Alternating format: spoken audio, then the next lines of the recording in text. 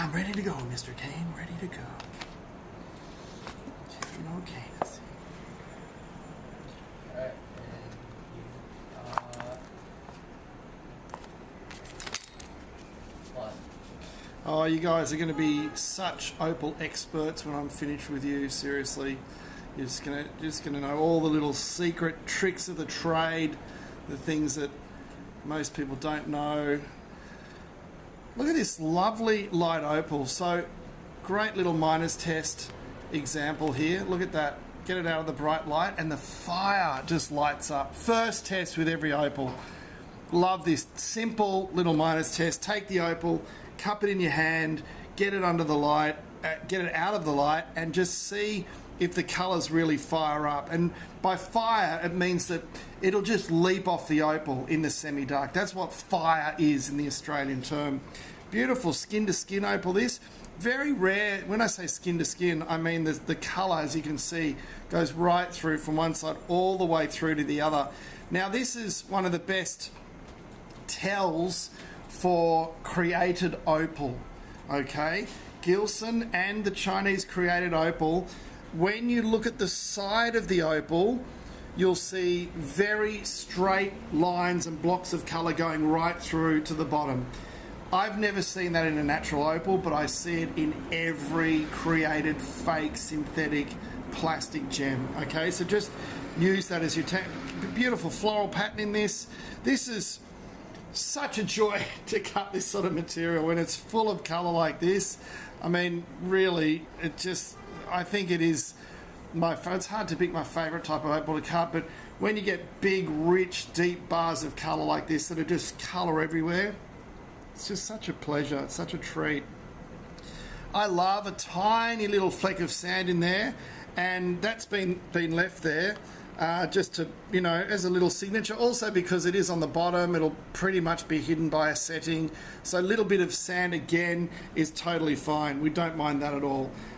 Little signature of nature, little proof that it's actually natural. So we don't mind that. So don't consider that a problem. Actually consider that an actual an asset. Now this beautiful dark opal, we use the term dark because it's on that N scale in the dark range. Beautiful little bit of ribboning through this one, if you see those colours. So it's not a classic ribbon pattern, but when you get the colour, if I can sort of show you the way the colour's flowing, it has a little bit of ribbon, probably more just a pin fire rolling flash or little blocky pin fire. Some people might call this a honeycomb pattern because it's got those little blocks through there that look a little bit honeycomb, but it's not a classic honeycomb. But beautiful. Look, this is again entry-level gem quality. So when I say entry-level, a little bit dull, you need to turn it around to really get at the colour. When you get the colour, absolutely beautiful, but very affordable. These sorts of gems, very, very affordable in the dark opal category, and a great way to get a solid, good quality black opal. Now, truth be told, you go to a country, anywhere overseas, anywhere in Europe, anywhere in America, and even a gem like this, the entry-level gem quality, people will not have seen it. Even jewelers won't have seen red on black material like this. It is just that rare. So really beautiful little piece just to give you a full face of colour if you're looking for an opal in an affordable price bracket. This is it. It's just very affordable. It's not in that crazy prices.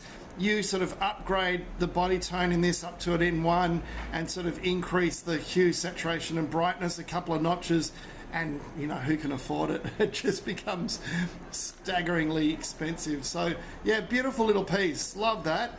Move it around, you get an incredible colour play. You just really get all of those beautiful blocky, florally patchwork patterns. It's really lovely. I think it's a beautiful little gem, and I love entry-level gems.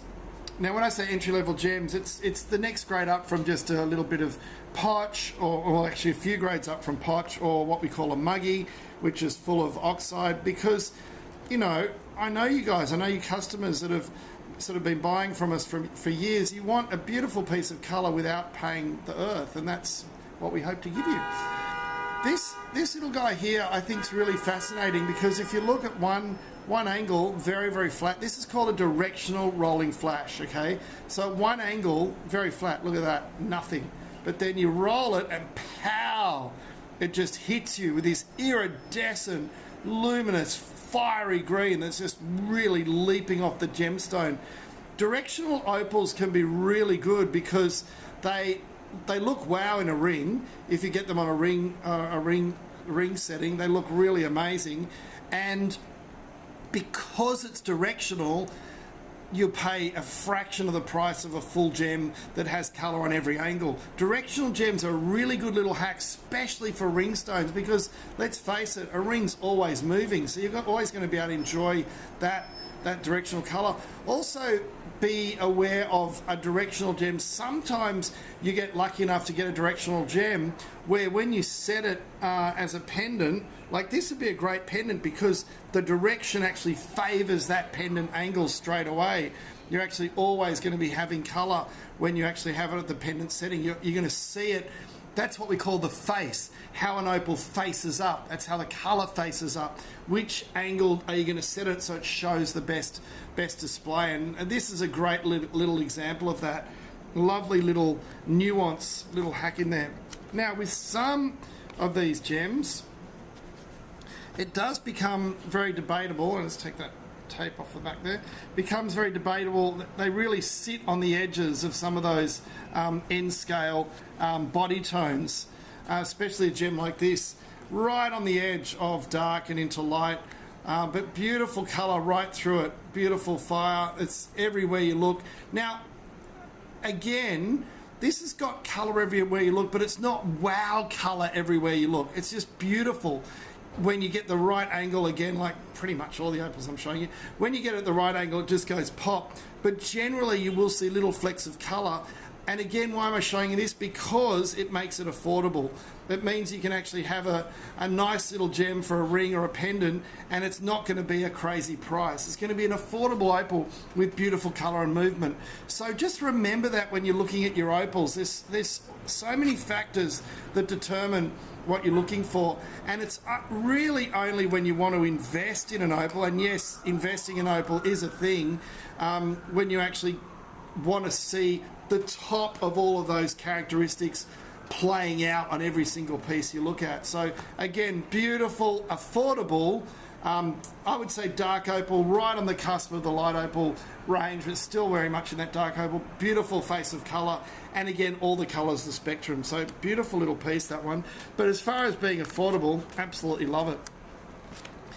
Now this next little piece that I'm showing you is really interesting because there seems to be a cloud on here, okay? You can sort of see this section over here where it's a little bit of a grey cloud. Now, I was looking at this going, oh, okay, should that be recut?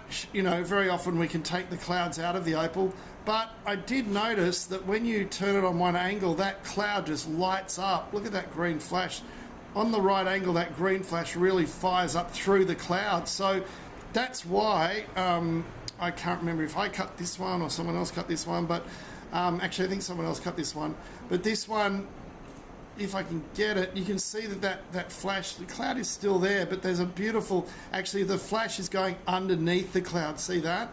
It rolls under it. So actually there is an argument that that cloud could be cut away a little bit more, but I think that's what I'm seeing is that little bit of cloud in there. I think this one needs to be left just as it is, because that colour's still really beautiful. There's enough colour flowing through it.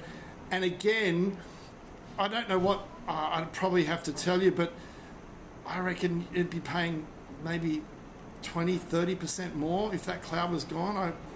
Don't quote me on that, but that removal of cloud is something that I think I always look for.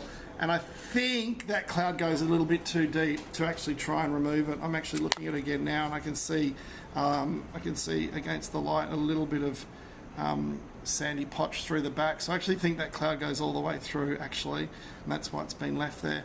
But a beautiful black opal, great body tone, great green, and I really think that green rolling flash makes up for it and gives you something. Look at that. The display, when it gets that angle, is really something. It has a beautiful rolling flash, and it really rewards you. See, I think that does enough to sort of make up for the little bit of cloudiness. So cloudiness is a thing. Look for it, watch for it. Always, if you find an opal with us, I'm happy to try and take out the cloud. I've done that a number of times. And look, clouds can reveal amazing colour. That's just the fact. Now, having said all of that, if you are on some sort of budget, I would suggest something like this. Because this is a beautiful black opal that is just full of colour and has all of the surface covered in that beautiful pinfire, and it's rich, it's broad, it's covering the surface. There are no flat spots, there are no clouds, there are no sand spots, it's just gem colour all the way through. And it sort of sits, again, very, very affordable. Great little piece, but look at the rich. Now that is a classic floral pattern. Some people might call that pinfire, but I would say floral because it's just got that little bit more blockiness than pinfire. But happy to agree to disagree. If you think it's a pinfire, I wouldn't fault you. But beautiful colour play. Look at that. And the thing I love about a gem like this, again, is full pattern right across the surface, covering everything. And that's what we want in top gem grade opal, okay? If there was one definition I had to give you, it would be the full face of coloured pattern uninterrupted by flat spot sanding. So that takes it right up into that gem grade. So, point being, that little guy there is probably just the same price as some of the other ones I showed you, because even though it's smaller, it has that richer colour. But all of these gems I'm showing you are affordable and great to be set into rings or pendants. And the same thing goes with this little guy here. Beautiful, classic red on black. And, you know, do your screen capture, grab a photo, because that is just the classic of the classic. That's the classic, okay? If there's a classic gem category opal, if you want to know, look, just tell me what I should look for. It's right, this is it right here. It's N1, N2, red on black, anywhere you see the red, especially big broad face blocks like that, full spectrum, everywhere you turn it you're seeing colour, no sand spots, no clouds, beautiful little piece. Now, look, these are getting harder and harder and harder to find. They're really tricky to get, and you just can't get them in quantity. And the little nuance in the opal industry is that these are literally, I've got to go out and hunting for them to try and find them. Not everyone has them. So normally when I buy a parcel of rough opal or even rubs or even cut stones, I might get, 1% will be this sort of quality and colour. And if I am fortunate enough to find at the moment a parcel full of those, the prices are ridiculous. They've gone through the roof. So that's what you're looking for. That's a beautiful little ring gem or a little pendant gem, full of rich colour. I think if I had to put any opal on my logo, it would be that one there, because that's the quintessential gem opal. So this is not meant to confuse you. These are just tips and tricks. These are just little things that I look for as someone that's been in this industry since I was, I think in my 20s. I fully joined my dad, but I've been hearing about opal since I was literally 10 years old. So it's a long time. And you don't really have to be an absolute expert to buy well. You just need to know that it's natural. At the end of the day, if you see colour, you think it's lovely and it's a natural, and you can guarantee it's a natural opal, which means the person selling it to you will give you a written certificate with natural Australian opal on the certificate. That is absolutely crucial. So anything less than that, believe me, I've got even miners that have come and said, oh, check out my rough from Lightning Ridge, and there's Ethiopian in there, or there's, in the worst examples, fake opal in there. So Be careful, make sure you're dealing with reputable people, but find these nuances of colour and you'll do really well in finding yourself one of the most valuable, most beautiful, most absolutely rich treasures that you can possibly find in the Australian outback.